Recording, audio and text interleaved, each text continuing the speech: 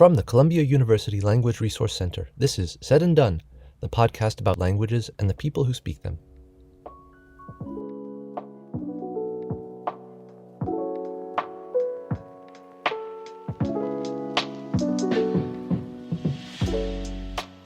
This is Said and Done. I'm Chris Kaiser, and joining me is Professor Heli Sirviö, who teaches Finnish and Swedish at Columbia University. In this interview, Heli discusses growing up speaking both Finnish and Swedish. We'll talk about how the Finnish people see themselves with respect to their neighbors and the rest of the world. Then we'll get into the Kalevala, which is the Finnish national epic. We'll discuss the world of the Kalevala and learn about how JRR Tolkien was inspired by this epic poem when he wrote the Lord of the Rings sequence. Here's my interview with Heli Sirviö. Professor Heli Sirviö, thank you so much for coming today and speaking with me. You are a professor of Finnish and Swedish here at Columbia, but today we're going to focus on Finnish. We're going to talk all about Finnish. And to get started, I wanted to just learn a little bit about your background, where you grew up, the language that you spoke growing up, or languages that you spoke growing up. So can you talk a little bit about that? Sure. Thanks for having me. This is so exciting. My first ever podcast. Right. So I was born in Finland. And then very young, when I was about 1.5, my family moved to Sweden because my father was doing his specialization in the hospital in North Sweden for a couple of years. So we lived there. And my mom actually is a professor of Swedish and German. So those were basically, I would say already before my birth, the languages that I was more exposed to, probably 8 hours every day. Sure. So I grew up in the middle of Finnish and Swedish influence, both too. And then my family moved back to Finland a couple of years later, and then I started my first grade in Finland in a Swedish town. And then that's my influence still continuing ongoing for years and years and years, growing up in a bilingual environment. So your parents were speaking both Finnish and Swedish, or was it one and one? How did both at home? At home, my mom and dad, to each other, they spoke Finnish, and then both of them Swedish at work, because my dad was working in a Swedish hospital under a Swedish university. He was a doctor, and then my mom as a Swedish professor. So then obviously Swedish. So anywhere outside of the house, Swedish, and then inside the house, Finnish. Oh, okay. For the years when we were in Sweden, and then after that in Finland, of course.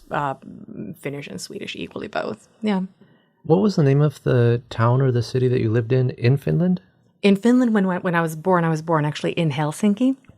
And then my family moved around a lot, actually, after we came back from Sweden. So we went to Luleå in North Sweden. And then coming back from there, so we went to Kokkola. And Kokkola is on the western coast of Finland, very, very close to... or it's the heart of the Swedish area of the Ostrobothnian coastline of Finland. I didn't realize that Swedish was spoken in Finland. We have 2 official languages. We are a bilingual country. So actually we have 3. So we have Finnish and Swedish are the main languages. And because we were for a very long time, historically, Finland was under Swedish reign. So we had initially all of our administrational language was considered only done in Swedish in administration. All the intelligentsia and all of the universities was only Swedish spoken. So it is very recent, so to say, only about 150 years that we've had Finnish starting to rise to the equal position. For you, when you speak Finnish and when you speak Swedish, do you have a preference? Are you fully bilingual? Do you feel a certain way in one and not the other? How does that I feel work? like I think my emotional language is Finnish. My heart, inside my heart, my emotions are tied into the Finnish language. Then I think that my Swedish language in level of, I would say that I'm at the same level of fluency or conversationalism as I'm in English. So it's pretty strong. But it's not absolute. It's like, I guess not even Finnish. Like I've read some, say, research papers or whatever in Finnish, and I don't understand them in any language. So I don't know. There are of course topics that can escape one's understanding in any language. But I guess I'm the 3. I'm fluent in 5, and I would say the 3 are the strongest. So Finnish and English and Swedish are my 3 equally interchangeable. No difference there between the three. Okay. And then what are the other two? Spanish and French. Oh, okay. So, cool. Wow. Yeah. I was wondering, with respect to Finnish, when you were growing up and when you went to the university, did you go to university in Finland, or did you do it somewhere else? Where did you study? I studied in Finland. I attended what is now considered the Aalto University, under which there is the University of the Arts. So I attended Theatre Academy. It's a conservatory program for 4 years to get your master's.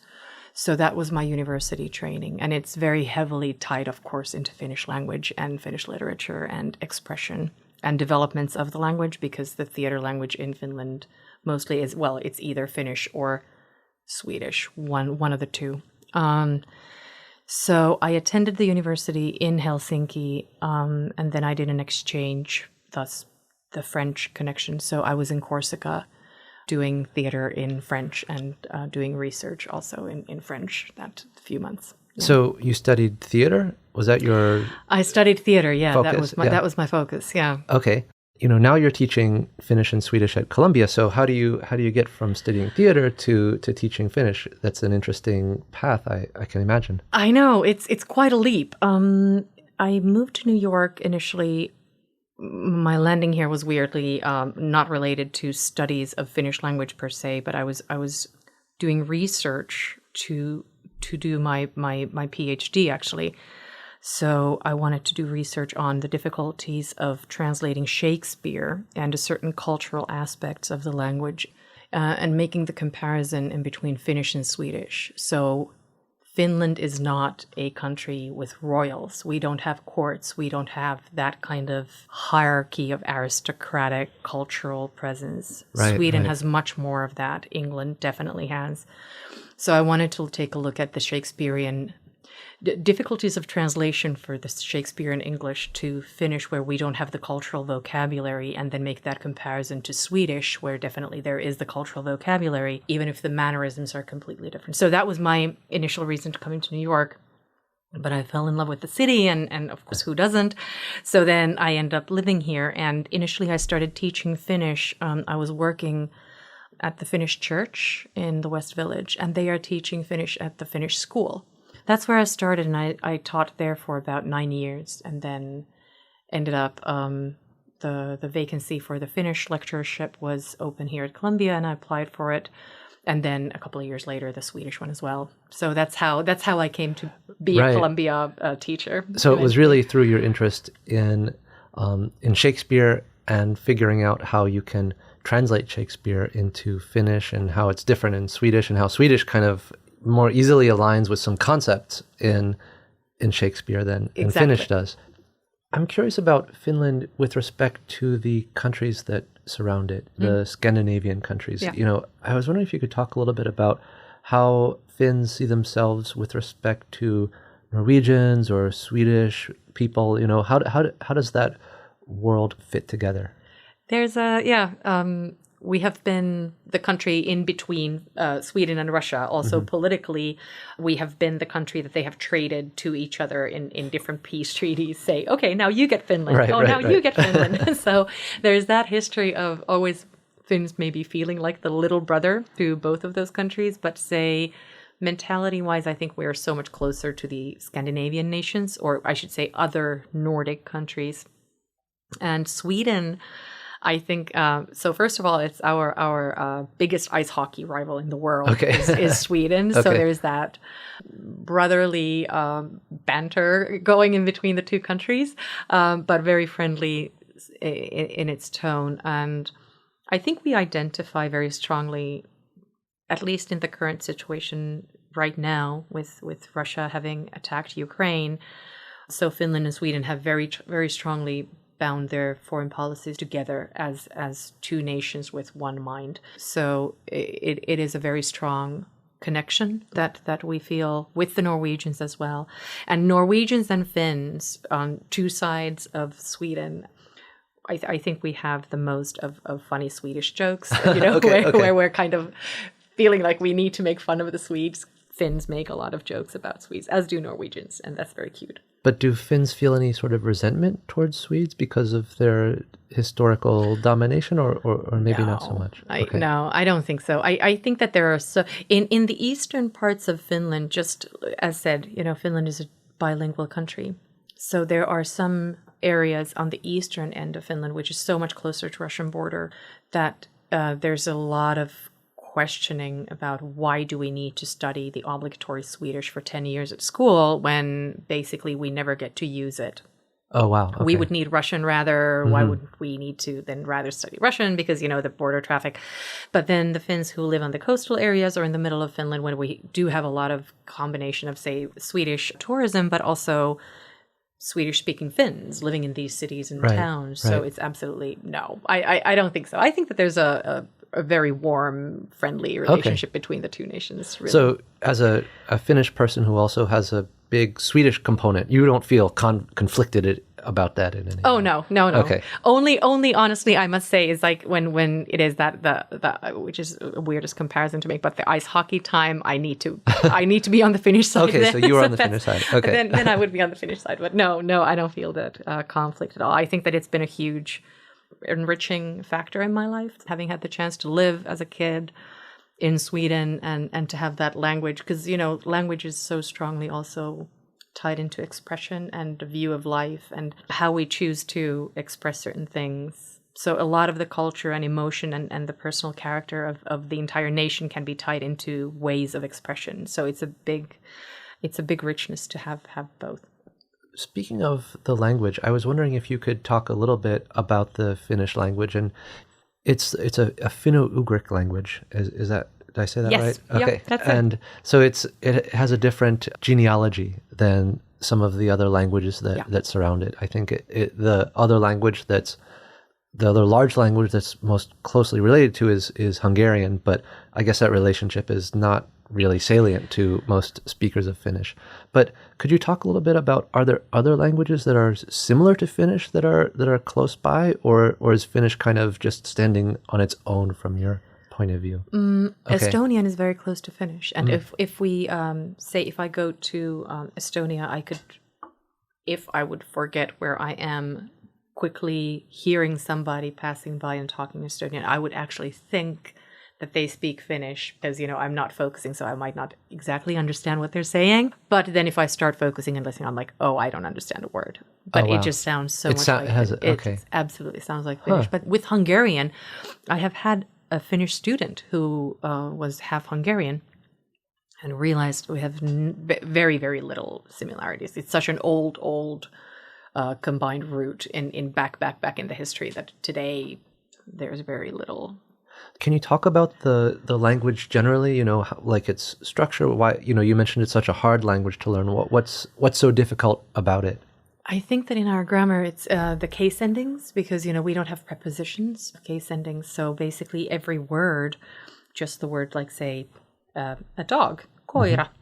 And then you start adding endings. If you have the possessive suffixes, and then you have the question, and then you have a preposition. So those all get added with different rules. Say, like, if you have this consonant there, so then that ending changes. But if you have that consonant, then it's different.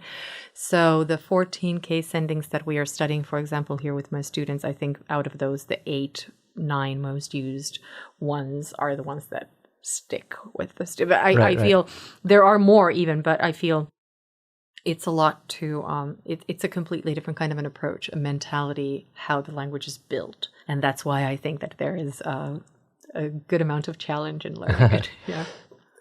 When people learn that language who don't speak it natively, how long does it take for them to get to be conversant in the language? Oh, I don't know, actually. I've had a student here who had been in an exchange program in Finland before studying with me here. And this student became fluent in a year. So basically was able to really, when coming to class, have absolutely fluent Finnish conversations. And I was wondering if I should try and make the class harder just for that one student, because it felt like they must be feeling really frustrated. But I think that if just studying the language without living there, I think that the conversational level could be maybe reached in about maybe 2 years, the amount that the students do here, if they really focus on it, but maybe rather I would say 3 years, so that one gets to a little bit more of literature or that kind of an approach where it's not so much about grammar, but actually the active use of the language in everyday situations like music or movies or TV and news, and diving deeper into that end of the usage of Finnish. So I think that helps with the fluency. One point that you've illustrated is that the Finns have a distinct culture and a distinct history. And I wanted to see if we could get into that a bit more by talking about the Kalevala, which, as I've learned, is the Finnish national epic. Yes. And, I kind of want to focus on that a little bit and pull out different pieces from that work and right. with respect to Finnish and understanding the language and sort of getting inside the language a little bit. So what was your first introduction to the Kalevala? When did you first encounter it in your life? I think that it must have been sometime when I was a kid. I can't even remember. I think that it is so woven into our study of Finnish at school that it must have been sometime maybe when I was 9, 10, 11, somewhere there. And then being the national epic and one of the only ones in the world that in that extent, it's a huge book that has been preserved. So it is exceptional. So we do study it throughout school. We go to junior high and high school, and still, at least for me, given the importance of Finnish language also in theater studies and the development of the language. So then Kalevala was a big part of that as well. So then when it started, maybe around 9 or 10 years old, so then it went on for the next 15, 16 years, permanently all the time. Yeah. So it's not just something you read once and you're done with it. Oh, no, no, not at all. And I think that it depends. Like if you go to, say, field of study that would be biochem or medicine, then probably in your university studies, no longer Kalevala is a big part of your everyday life. But for us, definitely it was. Can you talk a little bit more about what it is? It's an epic poem, right? But what is its genesis? Where did it come from? It was written by somebody. It was written down and collected, but that's not exactly the full picture. That's not, yeah. So it was collected. So Kalevala is an oral tradition that has it's a poetic meter that today is called the Kalevala meter, and it is in English called, it's a form of trochaic tetrameter. Trochaic tetrameter. Okay. And nowadays the world knows it as the Kalevala meter. So it's an oral tradition that was originally sung by people to each other, and the oldest poems of that are a little over 3,000 years old. Wow. So that's old. That's really old. That's really, really old. And how it came to be then the national epic. So in the early towards the mid 1800s, there was a Finnification movement that started in Finland. So as we spoke earlier, so there was a lot of Swedish influence. All of our universities were Swedish. Our administration was Swedish. The aristocracy that ruled the land was Swedish speaking. Right. Finnish was only a spoken tradition, and there was no written Finnish at all. And there was a big debate, as in if either this should or should not even happen, that Finnish language should be written down. And there was a Swedish-speaking doctor whose name was Elias Lönnrot, and he lived in the 1830s as the province's main doctor, whose job it was to travel from town to town in the province to see how the people are doing, how their health is, and he was very Finn-minded, Finnish language minded, even though he was a Swedish-speaking Finn. And he, with his students on their weekend trips, they started collecting. They would go walk from house to house to house for years. And it was not just him. It was him with, it's been guessed that maybe 11, 15 students who it was a massive undertaking. And then they would go to people's houses and they say, do you have any of that sung tradition that you've been maybe hearing from your grandparents and then your parents, and now that you're singing to your children, would you mind singing it for us? And they would sit down, and in these rooms that would have no lights, they would just have these burning wooden sticks to give them a little bit of a flicker of a flame. They would sit down and write, and people would be singing for hours and hours. And they would go and collect these handwritten notes from each other. And then Elias Lönnrot would always go back home and start seeing where are so certain names in these songs, these poems would always, or incantations, certain names would always repeat. And he'd say, oh, this all can be made into one story. And he definitely did take liberties in then binding them into a big story that has many underlying currents, then of one side story here and another side story there. And some of it is very dramatic. It's like today's, soap opera kind of, oh my gosh, how can life be so horrible for some people? And then some of it is very mythological and very much, say, not realistic at all. So just to kind of set the scene a little bit more sharply, this doctor was who was an important doctor in charge of a whole area of Finland. And that area, was that in, what part of Finland was that in? He was originally from Turku. And then I think that he moved towards the eastern parts of Finland to be the province doctor. Okay. So then that's where he would do his, in the Karelian area closer to the Russian border is where I understand that he mainly did all of his collection. Right. Is it the case that these stories were sort of living throughout all of what is now Finland, or were they concentrated in one part of it? I think that these have been not so much in Lapland, but if thinking about the Finnish map, so as I understand, it's basically the entire Karelian area that spills to the Russian side, at what now today is considered the Russian side of the border, and then towards the middle of Finland, which is the lake area, and even a little bit more towards the southwestern area that is Turku area of Finland. So that all is, but it's hard to say. So the areas of Kalevala, the epic, that are named are imaginary, and those don't exist. And then there are the actual areas where Elias Lönnrot, the doctor, with all his students for years, did their circulation, walking around. So those are a little bit different areas of the country. Yeah. So as he and his students were going to different places to gather these stories, what kind of places were they? They were farms, or they were, and if so, what was the landscape there? Was it fields? Was it forests? What was where were these stories located? It's farms. Yes, these would be Finns who would be in a working relationship for the aristocracy, but they would not be landowners themselves. They might have their tiny little hut and a little bit of a land that they are allowed to own, but they would not. These are not wealthy people. They are, as I understand, all of them illiterate and even in the earlier parts, one could also say heavily religious. So there's the religion part in Kalevala in certain areas of the story can be very heavily felt. So where I think that then some of it is very mythical and pagan like. So I think that and physically the landscape is very different. If you go to the Karelian end, it's quite rich and has a lot of flowers and big forests, and it's very vibrant. And then if you go to the Ostrobotnian coast, it's very bare and it just has cliffs and no mountains, no hills, no cliff. It's just cliffs and water and big fields. So it's the view of it is very different as well in different ends of the country. Yeah. What's fascinating to me is you have people who are, it seems, not particularly mobile. They're kind of tied to the land. Absolutely.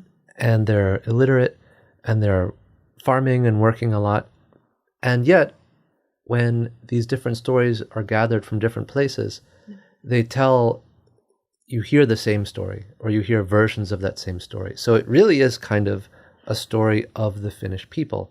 Maybe not everybody was conscious that they were telling the same story, but they were. Exactly. That's the most fascinating thing, is that necessarily these people never go more than maybe 100 kilometers, or it's like, say, 70 to 100 miles from home, and that would be a huge distance to travel. Yeah. In early 1800s, when there's no actual roads, even then just some dirt path.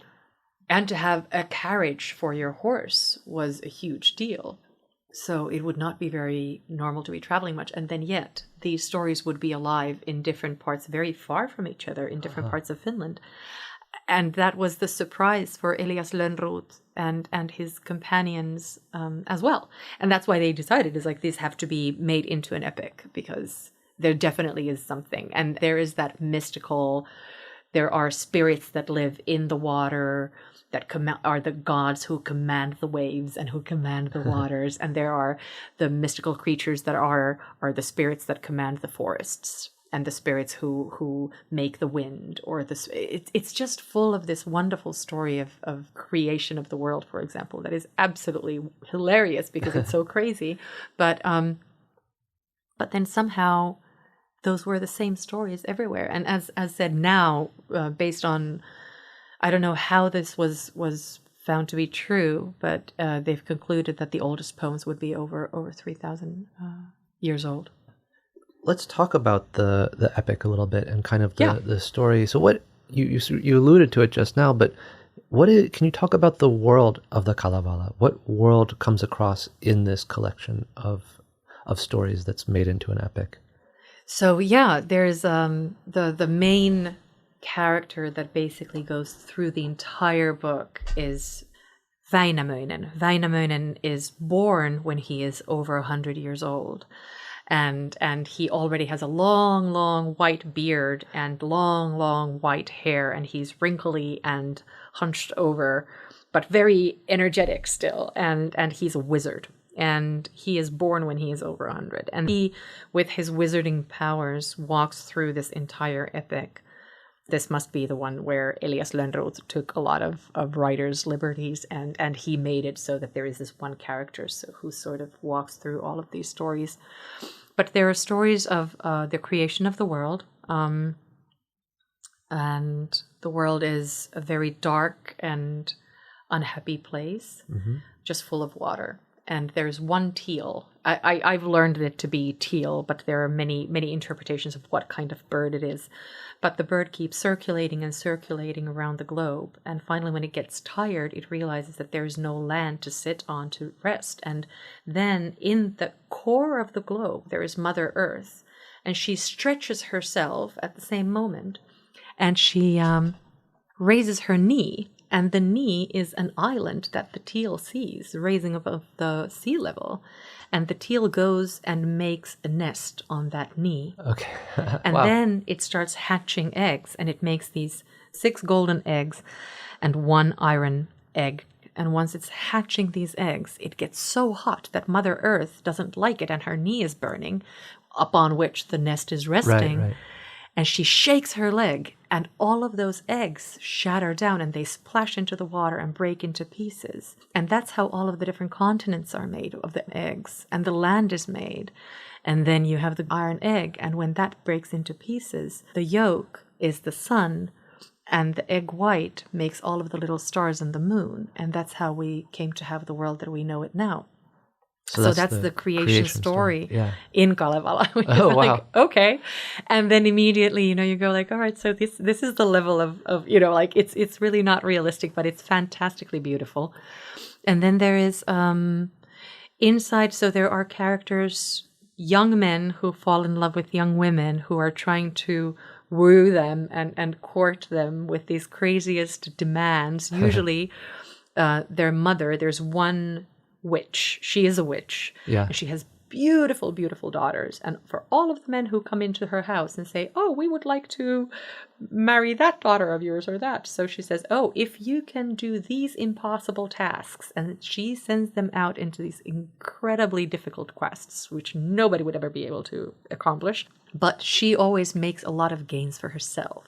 And then this woman, the witch, and the old dude, Väinämöinen, with his long hair and big beard, they are arch rivals. And they have this machine that Väinämöinen's friend, the old man's young friend, makes this machine that brings forever and forever prosperity for the people who are in possession of that machine.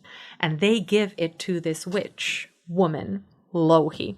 But Louhi, in exchange, does not give her daughter. And these guys get mad. And they're like, hey, this young guy was supposed to get a wife off of your beautiful daughter. You promised.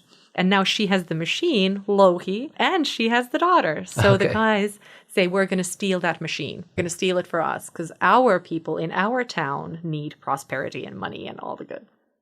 And there's a wonderful chasing scene where they try and load up this machine onto a big boat, and Louhi transforms herself into a big black bird that is this like attacking hawk, and basically attacks the boat and knocks over the machine, and the machine falls into the water and breaks into a million pieces.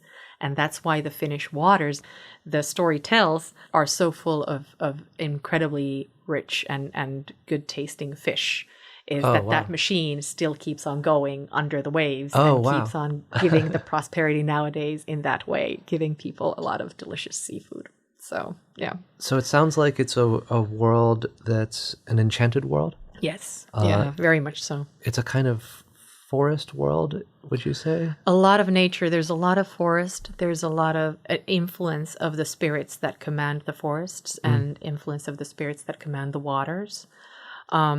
Different kinds of pagan gods that are present in these stories, and magic and wizardry, and it's not a kind word. It's not enchanted in that kind of Disney sort of polished way. It's a very layered and difficult world. And I guess that through these stories also people have had then a chance when it was an oral tradition and illiterate Finns back in the day did not have lots of means of coping with loss or wars or, a lot of baggage that people might have experienced back in the day. So changing these stories and singing about these experiences was also a way of culturally moving the story forward, but also, I guess, sort of a way of therapy, I think, for people. Right. So it was a kind of explanation of some of the things that people the phenomena of daily life explained through these fables, I guess. Exactly. Yeah. Is it has it been put together as a kind of unified story with a plot, or is it more like a series of episodes that have different things happening and then they're not so connected? I think it's a series of episodes where loosely this old wizard, Väinämöinen, more or less visits, not in all of them, but most of them. And then there are a few big story lines there that are standing completely on their own as their own individual stories inside the Kalevala. Yeah. And so do you have a particular story or tale that you like the best of the ones that are in the Kalevala? I like the creation of the world because it's so fantasy-like that I think that there's some beauty in it.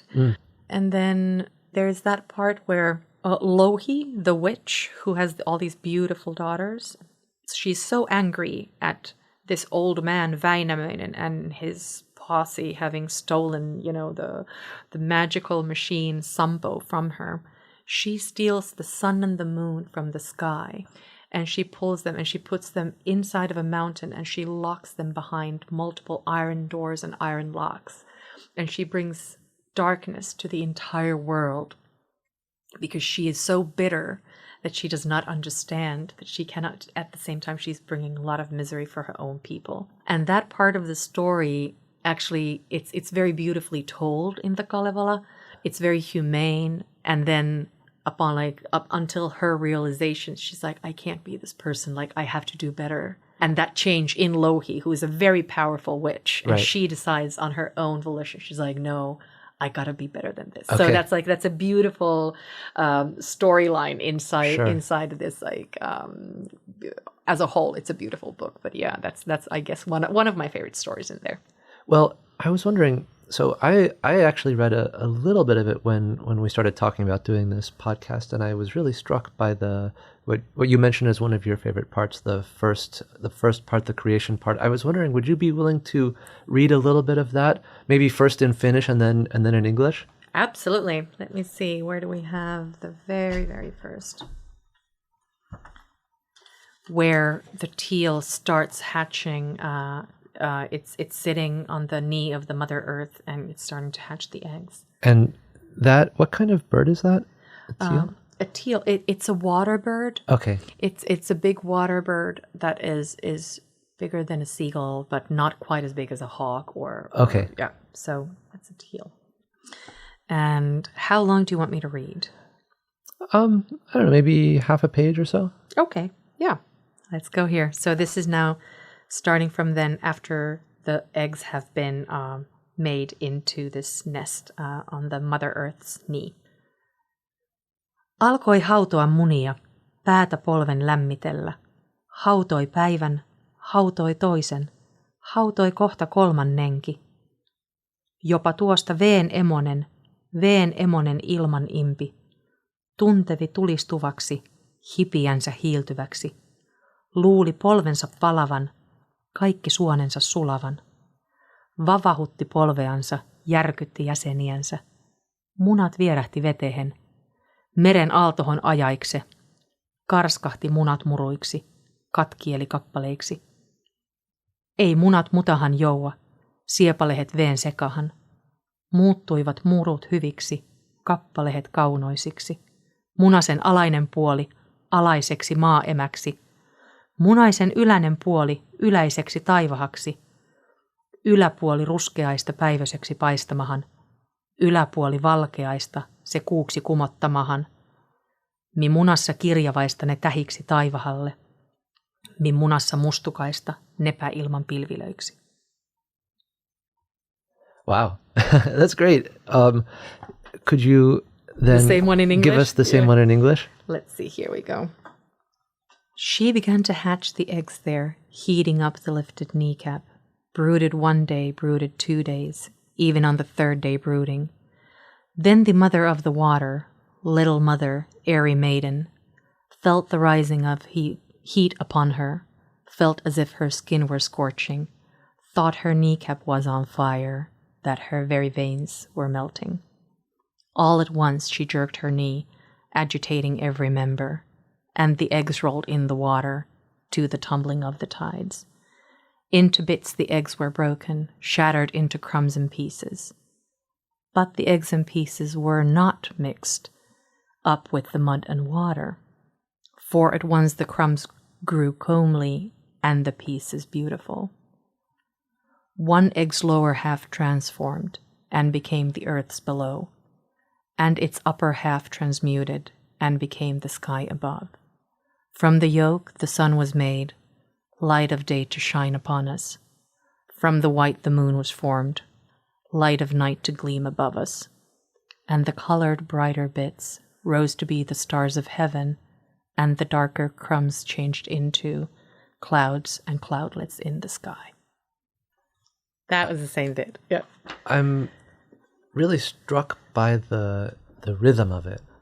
There's like a beat to it, Right. Very clear beat when you're listening to it, both in Finnish and in English. There is, and then of course one can choose to read it without with breaking that. That is absolutely a possibility. And then I've heard very skilled professional folk musicians who sing the Kalevala. They can sing it with such variance that the beat is actually broken, or they can go against it and then grab it again when they need to. Oh, wow. Okay.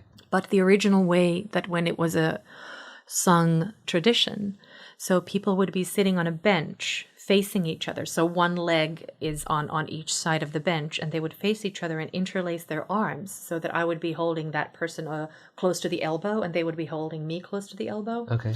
And then it's this forward and back kind of movement where people are rowing, sort of like rowing a boat.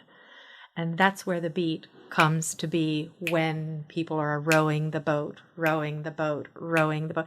And it's something that when you start listening to it, when you hear these professionals who perform the Kalevala, it's like maybe about 2-3 pages in when you realize that you're listening to this. And it's a very repetitive note. And it's a very, of course, the beat is there. Yeah, yeah. It's hypnotic. Something happens. And it's a very, I think that it's some kind of drum beat of the earth that is in all of us humans, because everybody just says that they get somehow transformed into completely different place when listening to that. So it's funny. Yeah. Well, as you were reading it, especially in Finnish, I fell into a trance-like state. So it was like, whoa. Yeah, that's it. It's there. It's absolutely there. And I had this experience just a couple of weeks ago. One of my students, we do the Kalevala marathon, and one of my students was singing. She's actually in Cornell. So this student was singing the Kalevala in the Kalevala marathon, and I realized that I was looking at two friends of mine who are Finns, and they were kind of rocking back and forth. And then I realized myself that I was losing time and place a little bit for the few minutes that the student was singing. I immediately went like, oh, okay. So it's a very, very funny thing that happens, and I feel it happens very often. Yeah, that's it. So you mentioned that you have a Kalevala marathon with your students. We do, yes. Can you talk about how this poem, this epic poem, fits into what you want your students to learn about Finnish? What why is it important that they learn this and engage with it?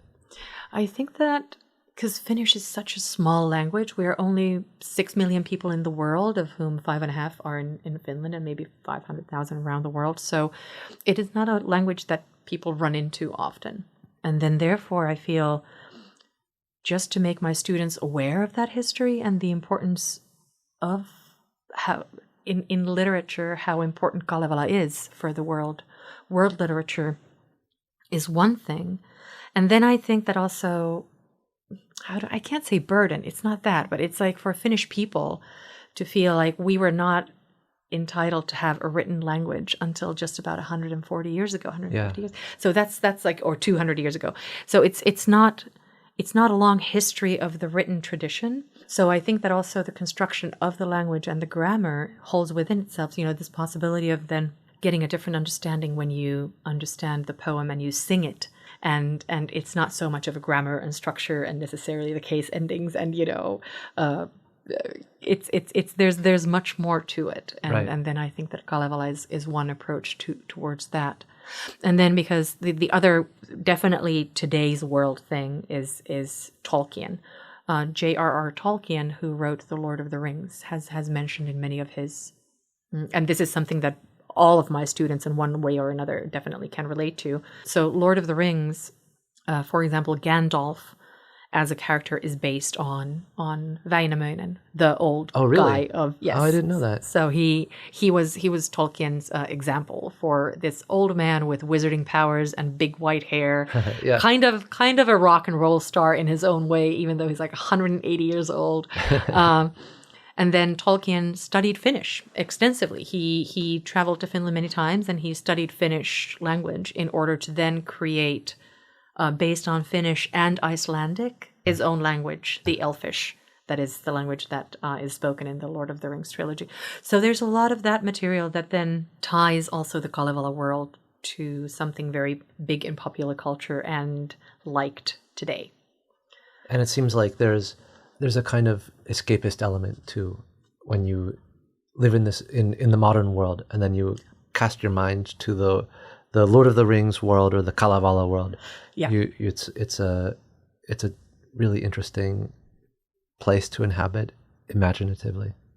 Oh, very, very much so. And I think that it is something that also people keep going back to frequently also. And I think that the importance of Kalevala actually even in Finland right now is on the rise. Oh, really? So, okay. Yeah. So now that in the last, say, what it has been, 15, 20 years, that the big movies of the Lord of the Rings came out, the trilogy, and then that entire aspect of the importance of Kalevala for Tolkien has been much in the world news and in the interviews that he back in the day has given to medias, and they have resurfaced now. Mm-hmm. So I feel like in that sense, Finns have gone like, oh, we have this important epic and we kind of forgot about it. Like, wow, like now that it's a big Hollywood movie, so let's talk about that like with bigger pride maybe now than we did a few decades ago. So it has definitely changed and lightened up the Finns' approach to, it's a big literature piece, which then I think that also like many Finns feel like, oh my gosh, it's that 2,800 page book that I needed to read 18 times when I was a kid.